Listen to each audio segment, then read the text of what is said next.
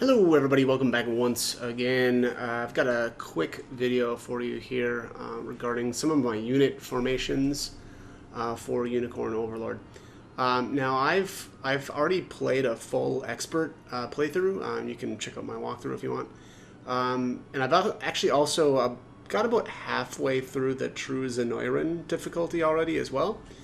And I really just kind of wanted to go over kind of probably my best unit, and that's been Elaine's unit here.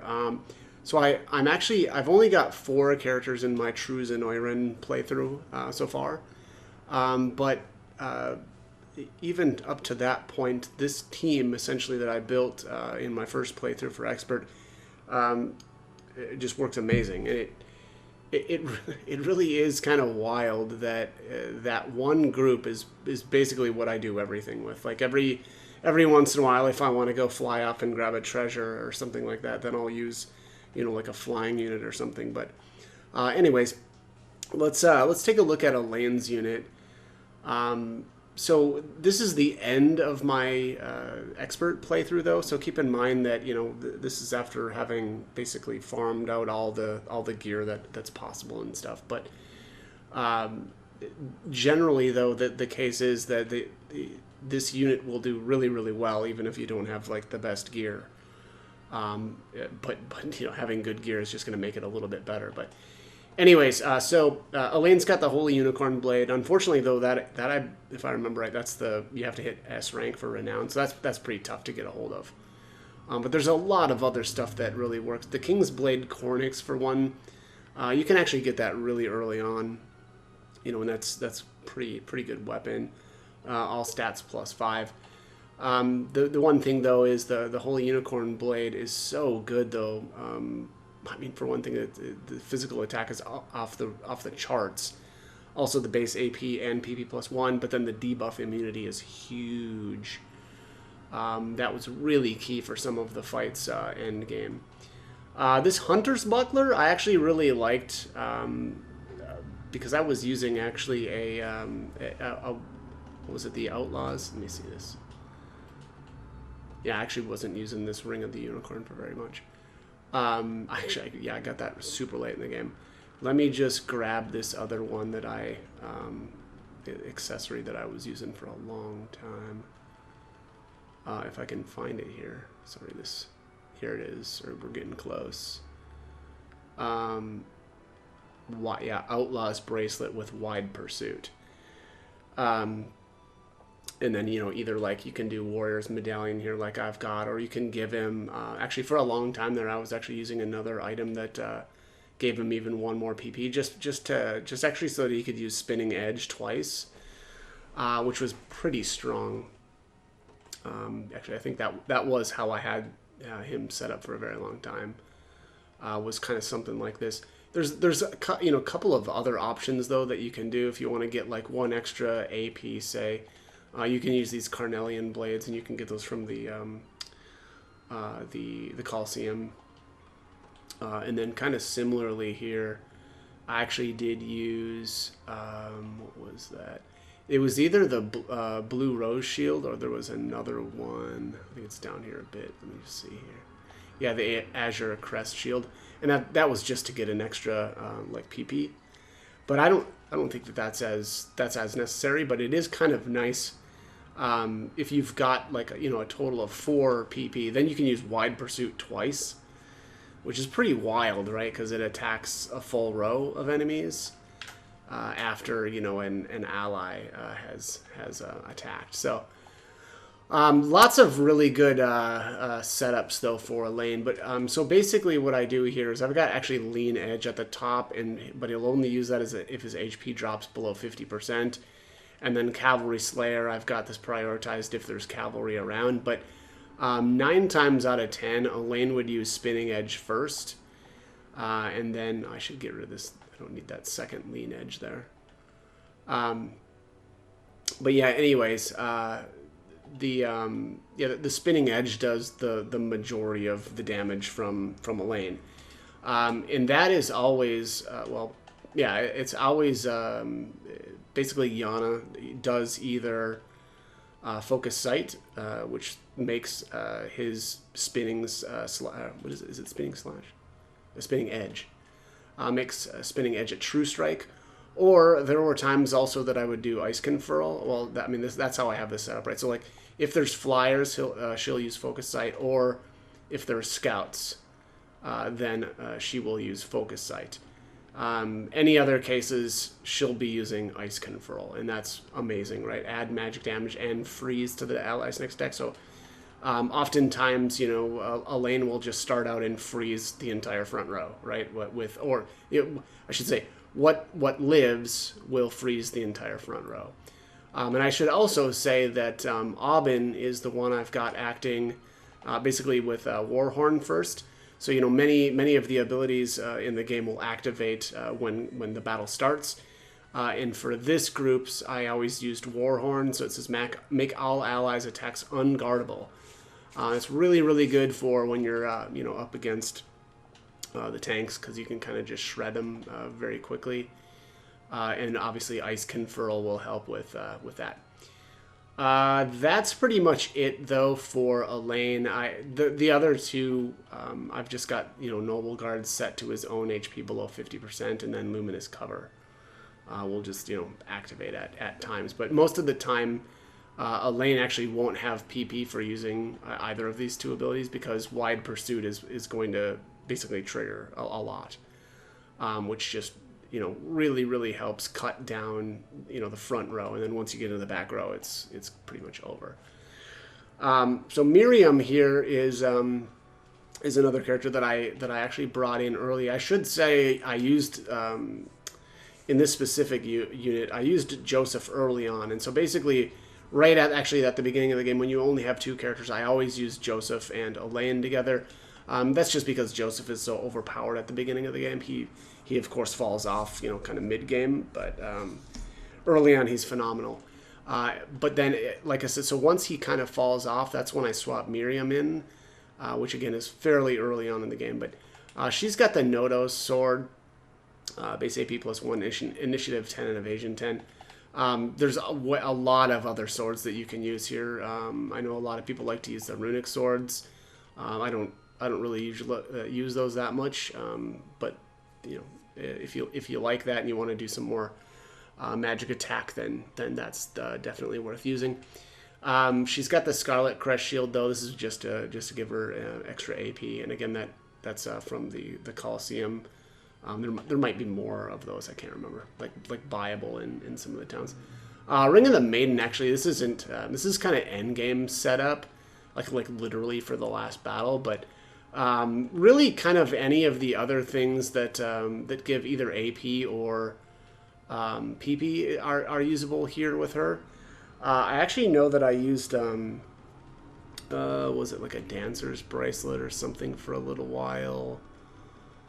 She's okay with the pursuit items too, just because you're not really going to be doing a whole lot, or she's not going to be using her passive points very much. Also, I did use a Sorcerer's Connection for a little while.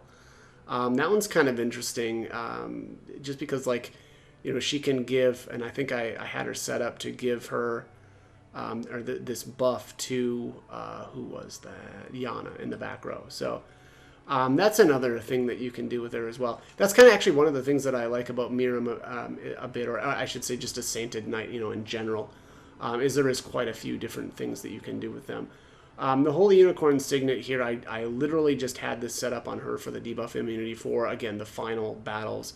You just don't really need these for a good portion of the time of the game, I would argue. But at the end of the game, or for the final battle, it's actually really, really important. But yeah, a lot of different options, though, like Ancient Crown, would work on her really well.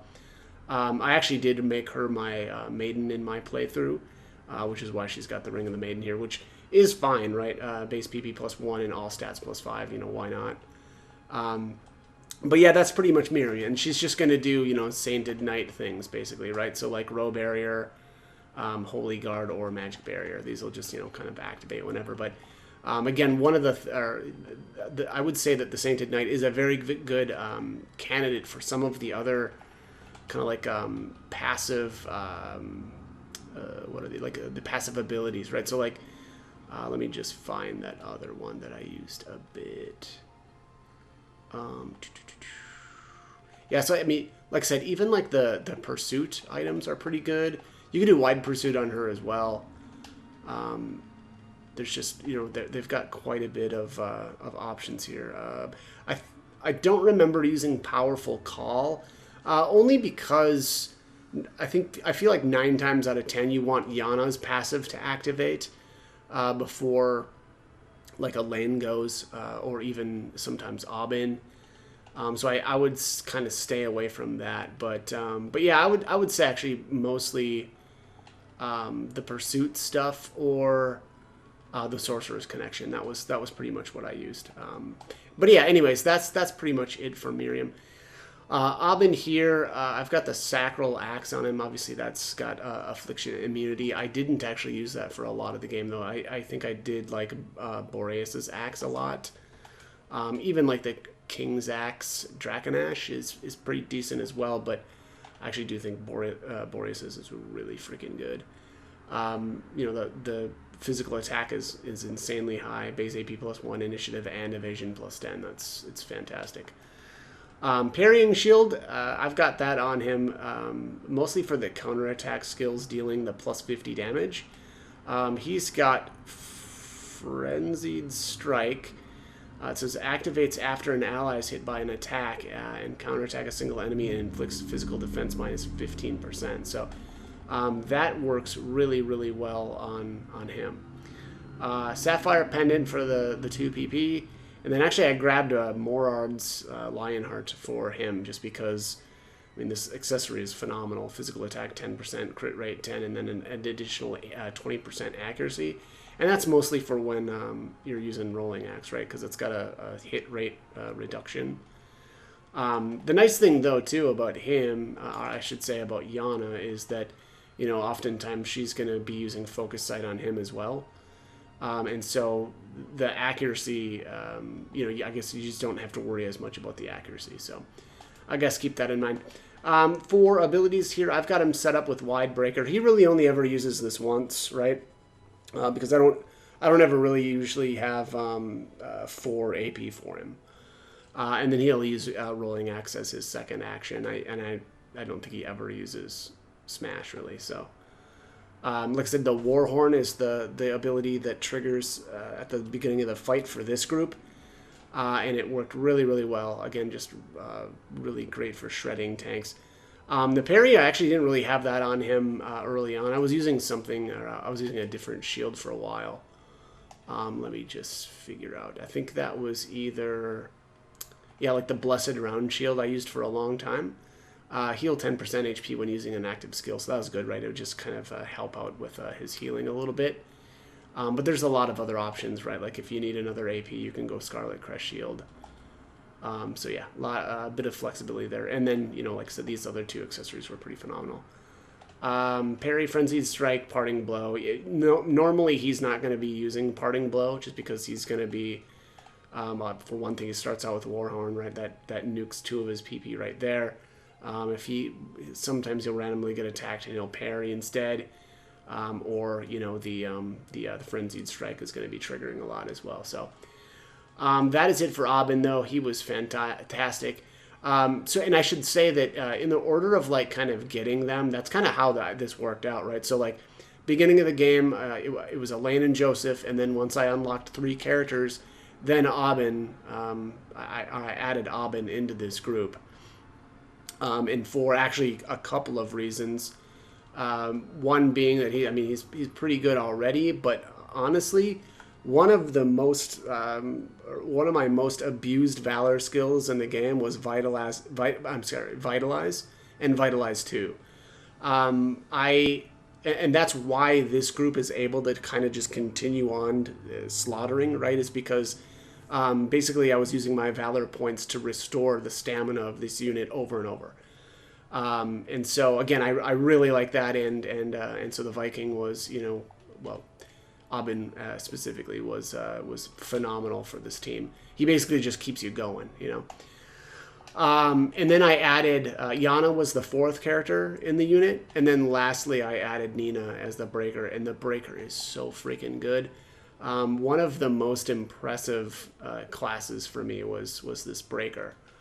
So Nina's got the King's Axe, Draken Ash, and then a Ruby Pendant, Sapphire Pendant, and then a Warrior's Medallion. You know, the way these characters work are off of mostly their row smash. And it says attack a row of enemies and ignores 100% defense versus armored targets. So again, this is one of the ways that you can just, it's a great way to deal with the tanks, right? It's just smash the crap out of them. Nina is kind of slower in terms of initiative, but also that's kind of what I want, mostly because of this enrage ability. So it says activates after an ally is hit by an attack. Grants the user 20% attack and plus 20 accuracy, and the effect stacks. So, you know, the more your allies get attacked, the more she'll be able to use enrage, and then she lets loose, right? So she builds up, and then boom, does a row smash, and like will wipe out entire rows. So again, I think that Nina was and she became honestly much more relevant like mid to late game, which I guess is obvious. That it's going to take you mid to late game in order to get 5 units, right? But once she gets added to this unit, it really was noticeable, and being able to take care of those tanks was really nice. Other than that, you know, if you don't have the 4 AP, get 4 AP. That's actually kind of one of my bigger recommendations for this unit, or for her specifically. You really want to be able to use row smash twice, because, you know, the first row smash, that's probably going to be her taking out the front line of the, you know, and again, oftentimes it'll be tanks up there. And then that second row smash she'll just do the same thing with the back row. She'll just, you know, completely destroy them. So that is how I've got her set up. I don't know why that says prioritize for her. That's probably not necessary. She's going to do that anyway. It's so weird. Assaulting blow, I've got here at the target HP is below 50%. That's an okay setup if you don't have 4 AP, right? But if you've got 4 AP, she's going to be using a row smash. And then I've got heavy smash at, you know, to prioritize armor. And she's only going to use that, though, as long as there's something, or if there isn't anything below 50% HP, right? Because obviously the nice thing about Assaulting Blow is that it will grant the 1 AP if the target gets defeated. So that is how I've got her set up. Binding Guard, I mean, most of these are just, you know, situational, and I didn't bother doing any conditions for those. But that is Nina. Next up is Yana. Same thing here with the Sacro Rod. I actually only used this at the very, very end of the game, and that was for that, again, that final boss. You need to have debuff immunity, basically. Let me try to find the staff that I used. It was the one, yes, Thong Scepter. Guard Hunter is amazing. So, you know, this team is already pretty good at dealing with tanks, but Guard Hunter helps even a bit more, right? So it says, attack a single enemy with I should say, activates after an enemy guards an attack. So attack a single enemy with magic and ignores 30% of the target's defense. So really, really good ability to be using there. I did have the ruby and the sapphire pendants. You know, if you don't have these right away, obviously you'll get them a little bit later. I know a couple of them are from the Coliseum, but there's more than just that. They're buyable later on in a couple of the stores. But if you don't have like a ruby pendant right away, just start out with a carnelian, and then same with the sapphire. Just start out with a lapis. And then kind of once these become available, give those to her. And then the Frostbrand Tome, that's basically located right when you get her. It's right next to the town where, I guess right as you recruit her. So it's available very, very early on. Now, it is pretty. You got to be kind of careful here with how you're set up, though. Like, you know, obviously Focus Sight is, I have this prioritized because this group doesn't do that great against high evasion stuff, and you really need to have focus sight to deal with that. So I guess keep that in mind. I've got it set up to use when flying enemies are present, and then a second one for when scout enemies are present. And then if neither of those conditions are met, obviously, then she'll be using Ice Conferral instead. And it's phenomenal. I really like that ability. Being able to freeze a row of enemies, for instance, with Elaine or Aubin is really, really good. So keep that in mind. I actually did use Magic Conferral oftentimes as well early in the game, and you can kind of do you could do like, what would it be? Armor present. Yeah, here you go. You could go armored enemies present on that one, and then you'd have to move this up in the hierarchy though. But once you get Ice Conferral, I think it's better than the Magic Conferral. So, anyways, that is pretty much it. Oh, I should say she uses Ice Coffin here, and I have 2 instances of that. So she's going to use that twice because she's got 4 AP. If you don't have that, I don't remember I don't really remember using Ice Bolt very often, but that wouldn't be horrible. Inflicting freeze as opposed to, yeah, I mean, honestly, that's usually better. Ice Bolt is a little bit better than using Magic Missile I would argue most cases, because freeze makes it so that that character can't guard. So yeah, I would say though at the end of the game, definitely stick with Ice Coffin, and then again, actually I probably would recommend Ice Bolt instead of Magic Missile, although I do have Magic Missile set up there. So yeah, anyways, that's kind of my recommendation with her. I'll go over just a couple of the other units, but like I said, 99% of the battles that I did were with these two. And also Elaine is the leader here, obviously, for the fact that he's cavalry and can just zip across the map really, really quickly. It actually doesn't matter who you have here. I think I actually usually had Miriam as the leader, but it doesn't really matter between these two. At least I don't think. Let me see what their... Does it say what his... Yeah, 5 out of 5. Yeah. Okay, so the same thing. Yeah, actually, he's probably a better leader, though, to gain more valor points when defeating enemy units. That's the thing, though, and I kind of mentioned this earlier with using Vitalize so much. You're just going to be shredding your valor points constantly by using that Vitalize ability, right, to keep them going and keep them killing. So... honestly, yeah, Elaine probably is the better leader there. Anyway, so let's talk about some of these other units. I'm going to go over these very, very briefly, though, because, again, I didn't really use them that much, and honestly, I don't know if... these look good. Yeah, these look like what I was using.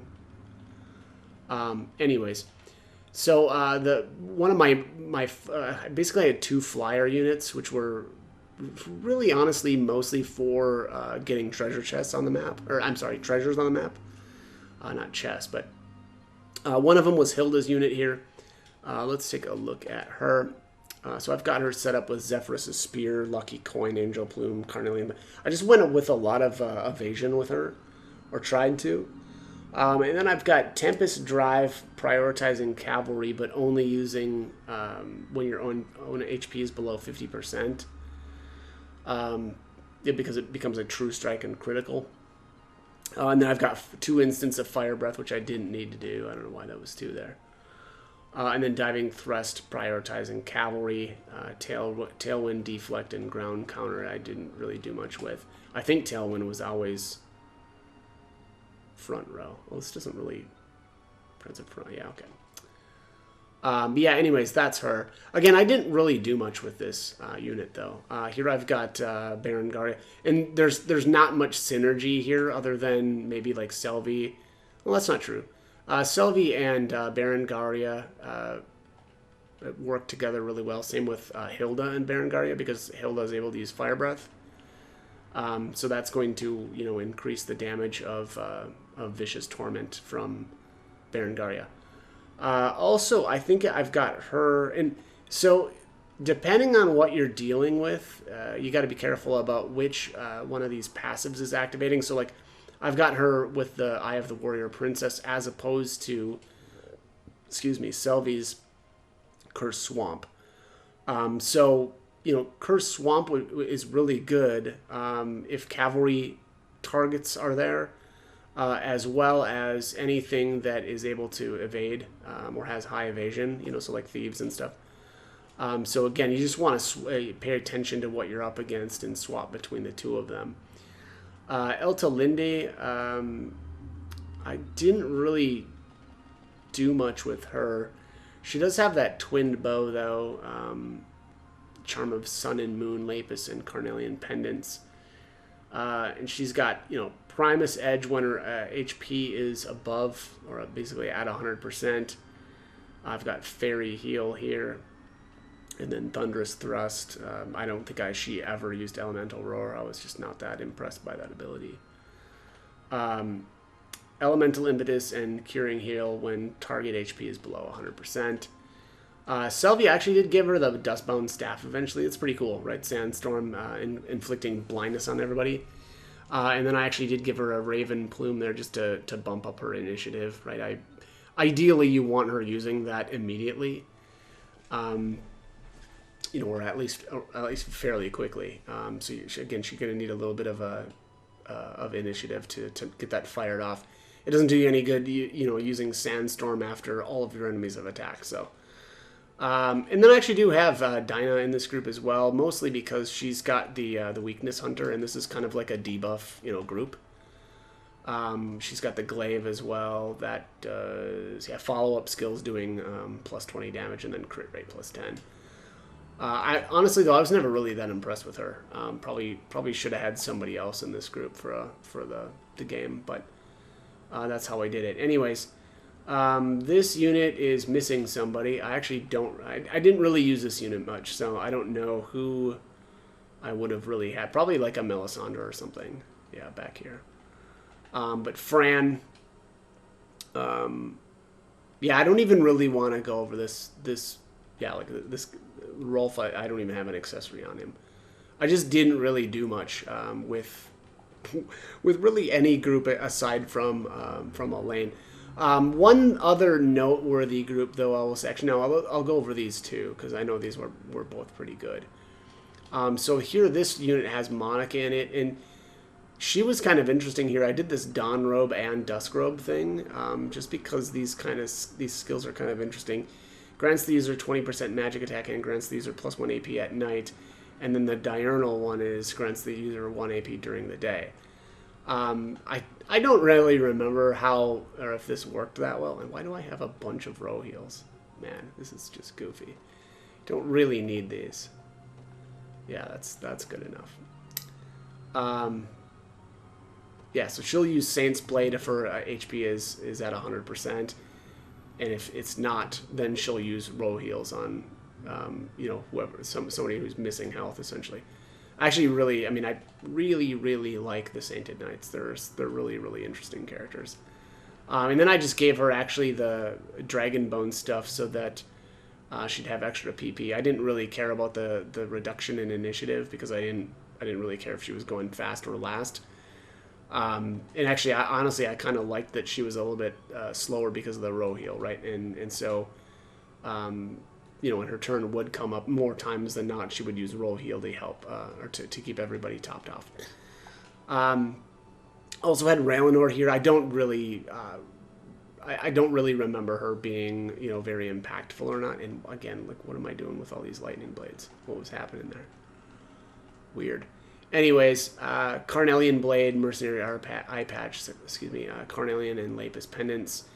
Really just use Mirage Stab mostly. So attack a row of enemies, grants the user the ability to evade one attack. Thought that worked out pretty well. Rosalind was the kind of like the one that I was really impressed with here. For one thing, Rage of the Fairies is an amazing ability to start off with. So it says attack a row of enemies with magical first strike, inflict stun, and that's why it's so good to start out with that. And then grants the user 1 summon fairy, which powers up some of her other abilities. Yeah, so that's pretty much Rosalind. She's pretty solid. And again, mostly because of that Rage of the Fairies. Keep in mind, though, that Virginia has a really good initial skill as well. Let me see here. Yeah, she's got Iron Veil. Grants 50% guard rate and 30% physical defense to all allies. I think she's got worse initiative here. Yeah. So Rosalind's would always fire, but there were times where you may want to use Iron Veil instead, which means that you just have to go over to Rosalind and adjust her, or basically take off Rage of the Fairies. So I guess keep that in mind. I did like Virginia at first, and then I wasn't as impressed later on, but I think she's pretty solid. Carnelian Blade there, parrying shield, mostly because in the back row she's not really using her passives much, and which is actually not really where I had her for the majority of the game. I actually had her on the front row, and I thought that's honestly a better place for her. Yeah, I mean, she's got great passives, though. So, anyways, that's pretty much it for the unit there. This one was pretty interesting, though, too. Let me see who I've got.